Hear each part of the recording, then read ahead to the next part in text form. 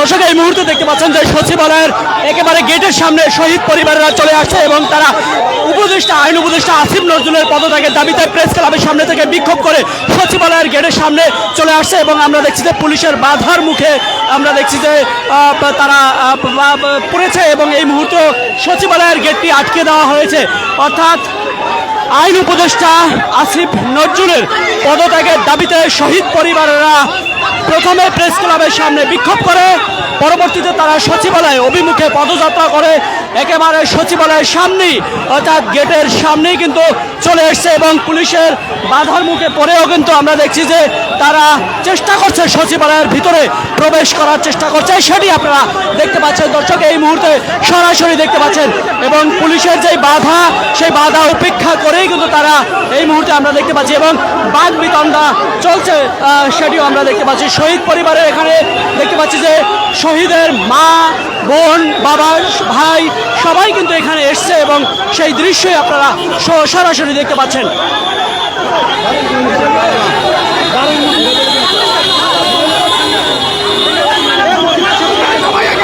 সচিবালয়ের গেটটি কিন্তু আটকে দেওয়া হয়েছে এই মুহূর্তে এবং আপনারা দেখতে পাচ্ছেন যে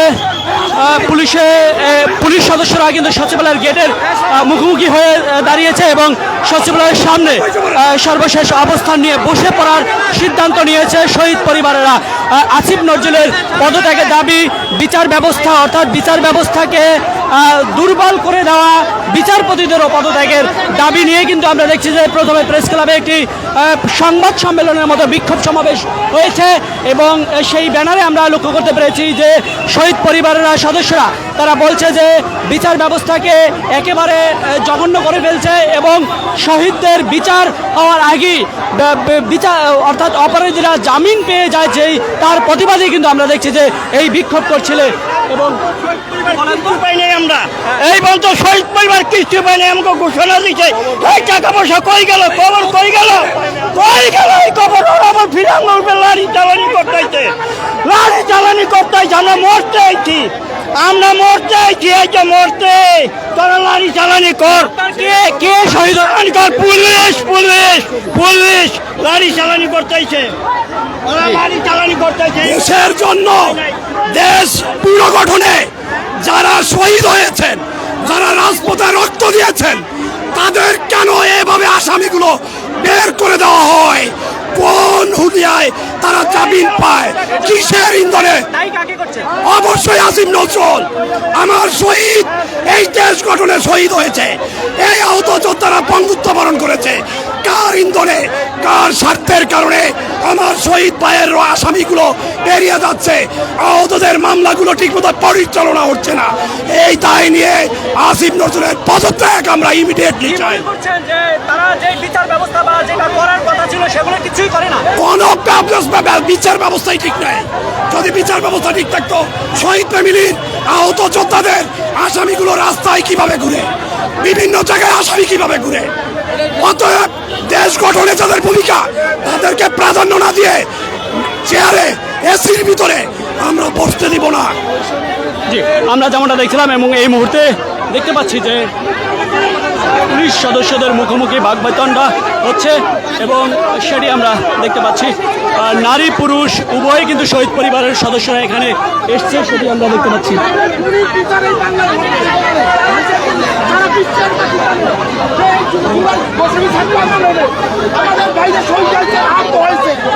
মিডিয়া জানে, সব কিছু জানে। যদি একজন মৃত্যু ব্যক্তির বিচার বাংলার সাথে না হয় তাহলে বাংলার কোনো মৃত্যু ব্যক্তির বিচার হতে পারে না।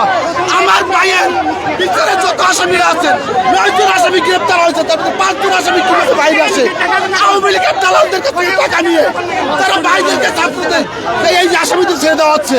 কোটি কোটি টাকার বাণিজ্য হচ্ছে কেন? মন্ত্রণালয়কে আমাদের ভাই রক্তের বিনিময়ে মন্ত্রণালয় আসছে কেন? তার টাকা বাণিজ্য করে আসামিদেরকে বের করে দিবে। আমাদের একটাই দাবি, আমাদের ভাইয়ের হত্যার বিচার চাই, শহীদের বিচার চাই, বাংলার যত শহীদ আছে সকল হত্যার বিচার চাই এবং আসামিদের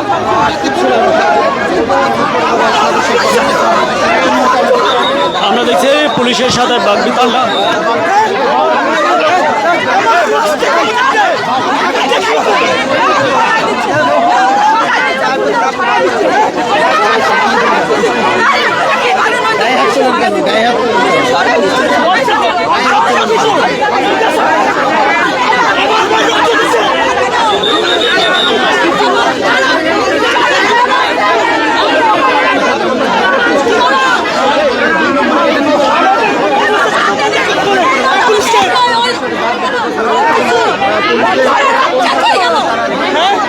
ডক্টর ইউনূস আমাদের সম্বন্ধে কথা বলে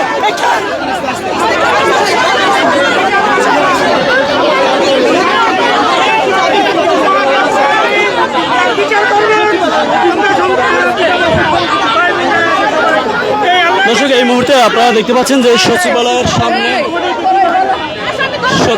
সামনে যে অবস্থান নিয়েছে শহীদ পরিবারেরা, এবং তারা দেখছি যে পুলিশের সাথে বাকবিতণ্ডা হচ্ছে। প্রথমে পুলিশ বাধা দিলেও আমরা দেখছি যে বাধা উপেক্ষা করে এই মুহূর্তে সচিবালয়ের গেট রয়েছে, সেই গেটের সামনে অবস্থান নিয়েছে এবং পুলিশের সাথে এই মুহূর্তে বাকবিতণ্ডা হচ্ছে। ভিতরে প্রবেশ করার চেষ্টা চলছে, তবে গেটটি বন্ধ করে দিয়েছে, আমরা সেটি দেখতে পাচ্ছি এই মুহূর্তে। দর্শক, এই মুহূর্তে আপনারা জেনে থাকবেন যে শহীদ পরিবাররা আজ একটি বিক্ষোভ কর্মসূচি ঘোষণা করে এবং প্রেস ক্লাবে তারা ছোট আকারে সমাবেশের মতো বক্তব্য দেয় আসিফ নজরুলের পদত্যাগের দাবিতে, এবং আসিফ নজরুলকে পদত্যাগ সহ বিচার ব্যবস্থা অর্থাৎ বিচারপতিদেরও পদত্যাগের দাবি করছে। মূলত তাদের আক্ষেপ হলো যে যারা শহীদ হয়েছে, যে শহীদ পরিবারের হত্যাকাণ্ডে যারা জড়িত, অর্থাৎ শহীদ হয়েছে হত্যার ঘটনার সাথে যারা জড়িত, তাদেরকে মূলত ছেড়ে দিয়েছে, জামিন দিয়েছে। সেই প্রতিবাদী তারা বিক্ষোভ করছে যে সন্তান, বাবা, ভাই যাদেরকে হত্যা করেছে শহীদ পরিবার রাস্তায় রাস্তায় কাঁদছে এমন বলছে, এবং রাস্তায় কেন নামতে হলো সেটি বলছে। তারা বলে সেই দাবি করছে যে এর পেছনে আসিফ নজরুল দায়ী এবং বিচার ব্যবস্থাকে দায়ী করছে। তারপরে কিন্তু আমরা দেখছি যে পদত্যাগ সহ বিক্ষোভ মিছিল নিয়ে তারা সচিবালয় অভিমুখে রওনা দিয়েছে। এবং ঘোষণাপত্র এইখান থেকে এই যারা সংযোগ করেন, আমরা কি চেয়েছি? আমরা কোনো রাষ্ট্র চাই নাই, কোনো পদক চাই না। আমরা চেয়েছিলাম আমাদের শহীদের সম্মাননা, শহীদের ইজ্জত, বিচার, সংস্কার। আমিও নির্বাচন চাই, এরম নির্বাচন আমরা চাই না। আমাদের সন্তানদের রক্তের বিনিময়ে যারা আজকে এসি রুমে বসে আছেন, 16 বছরে কোথায় ছিলেন আপনারা? আমরা চেয়েছি 1971 সন এবং 72 এই যেখানে ভুয়া মুক্তিযুদ্ধ আছে এগুলো সংস্কার করে 24কে মাঝখানে নিয়ে আসেন। আমরা এটুক চেয়েছি, এই সম্মান চেয়েছি। আজকে পুলিশ আমাদের সাথে খারাপ ব্যবহার করে, আমার বোনের লাথি মারছে। তাই আমি উপদেষ্টাকে বলতে চাই, আপনার মাধ্যমে আমার সন্তানদের বিচার, আমরা বিচার চাই। শহীদদের রক্ত বিচার যেতে দিব না, এবং এই 24 যাতে 71 আমরা যে ব্লক করে দিয়েছে, একেবারে রাস্তা এই মুহূর্তে ব্লক করে দিয়েছে।